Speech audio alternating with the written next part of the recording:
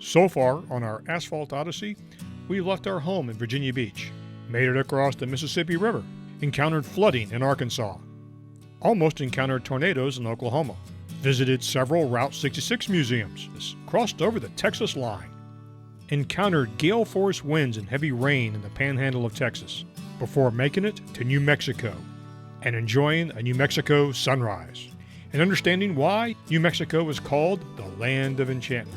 I hung out in a pub in Albuquerque, named after a famous line in a children's cartoon. Miriam joins the Odyssey in Albuquerque.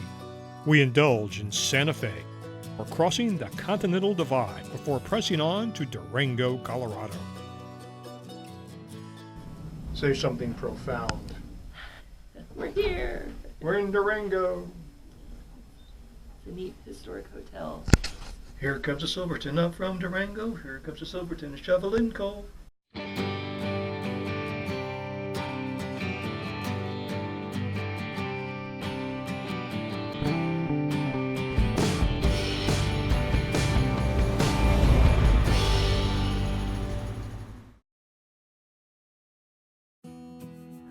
One of the things I love about travel is that it gives us an opportunity to speak with folks who are different from us.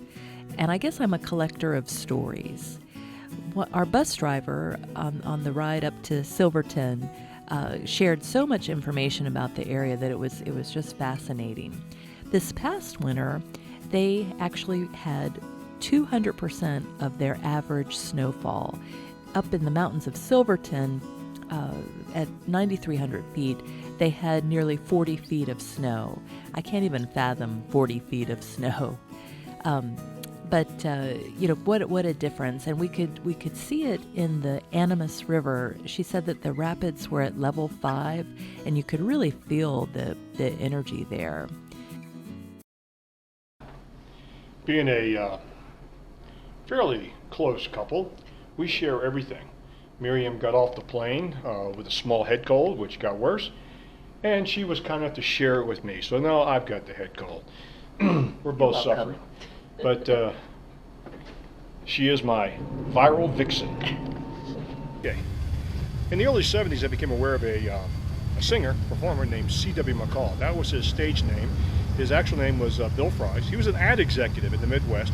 He wrote an ad for a bread company in the Midwest, and he developed a character, C.W. McCall, a trucker. And he went on to write a lot of songs with that pen name, C.W. McCall. The most famous, of course, is Convoy. A lot of his music was based in the Midwest themes, trucking, four-wheel drive, travel throughout Colorado. Anyway, he spent a lot of time in the Colorado area. One of the songs that I discovered in the early 70s on one of his albums was a little bit of a lyric called The Silverton, which was a beautifully orchestrated piece of music, and I had no idea that there was actually such a train. Came through here once in the late 90s, but still had no idea. So today we've actually going to take the Silverton Railroad. The historic mining town of Durango, Colorado used to base its income on mining. Today it's tourism. And at the core of its tourism industry is the historic Durango Silverton Railroad, which runs several trains a day from downtown Durango to the mining town of Silverton, Colorado. There are several ways to get there. You can drive yourself up US 550 or take the train round trip. They also have a motor coach, which you can take up US 550 from the train station. We elected to take the bus going up, which takes you along the $1 Million Highway, and then take the train coming back, which left us more time to tour Silverton and have lunch.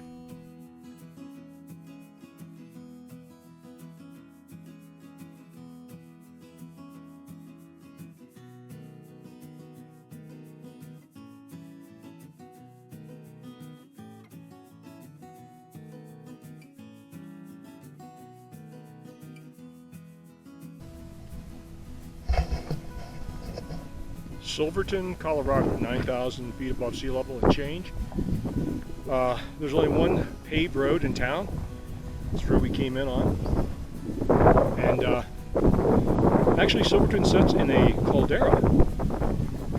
That's right, Silverton is in an old volcano. which could explain why there are such rich silver deposits in the area. Silverton is a small town. It has a population of 500. Last year, the senior high school boasted a graduating class of 3.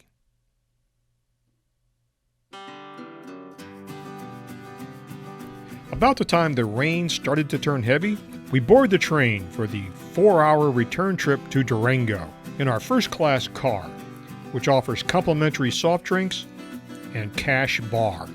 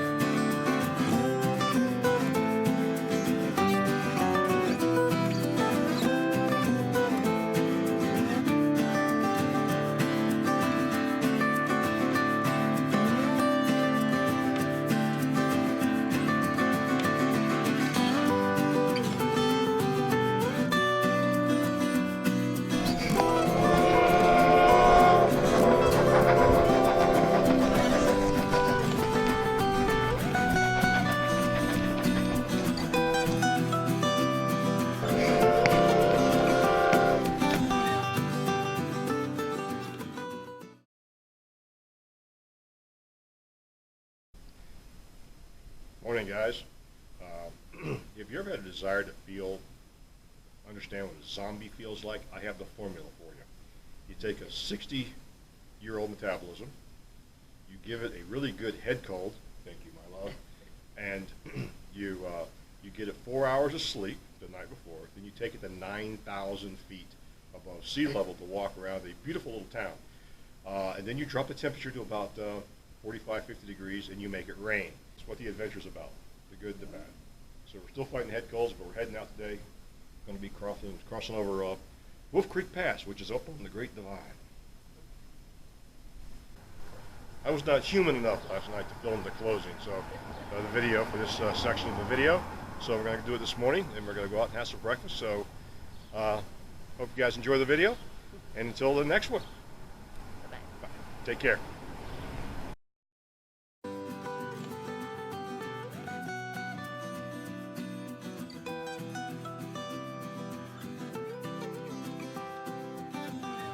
If you like this video, give it a thumbs up. If you don't like it, give it a thumbs down. And don't forget to subscribe. Feel free to leave a comment below.